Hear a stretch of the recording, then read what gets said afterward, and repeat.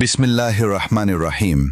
প্রিয় ৭ নম্বর দেগলি ইউনিয়নের ৬ নম্বর ওয়ার্ডবাসী এবং সকল মানবিক হৃদয়ের মানুষ, আজ আমরা এমন একটি অসহায় পরিবারের কথা আপনাদের সামনে তুলে ধরছি যাদের বর্তমান অবস্থা সত্যি অত্যন্ত কষ্টের। এই পরিবারের সদস্য ৩ বোন ও ১ ভাই। তাদের বসবাসের ঘরটি এতটাই জরাজীর্ণ যে সামান্য বৃষ্টি হলেই ছাদ দিয়ে পানি পড়ে। বর্ষার রাতে মাথা গোজার মতো নিরাপদ একটি স্থানও তাদের নেই।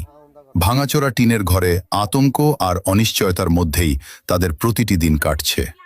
আজ আমরা নিজের চোখে তাদের ঘর দেখেছি, তাদের সঙ্গে কথা বলেছি। তাদের কষ্ট শুধু শোনার নয়, অনুভব করার মতো। তাই আসুন আমরা যার যার সামর্থ্য অনুযায়ী এই অসহায় পরিবারের পাশে দাঁড়াই।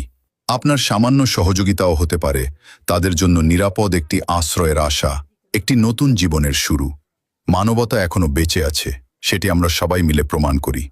আসুন আমরা এক অসহায় পরিবারের মুখে হাসি ফোটাই। আল্লাহ তাআলা আমাদের সকলকে মানবতার কাজে অংশ নেওয়ার তৌফিক দান করুন, আমিন। একটি বিশেষ অনুরোধ, সবাই দয়া করে ভিডিওটি বেশি বেশি শেয়ার করে দিন, যাতে এই অসহায় পরিবারের আর্তনাদ সমাজের বিত্তবান ও মানবিক মানুষের কাছে পৌঁছে যায়। হয়তো আপনার একটি শেয়ারই তাদের মাথা গোঁজার নিরাপদ একটি ঘর তৈরির কারণ হয়ে উঠতে পারে। আসুন আমরা সবাই মিলে একটি অসহায় পরিবারের পাশে দাঁড়াই।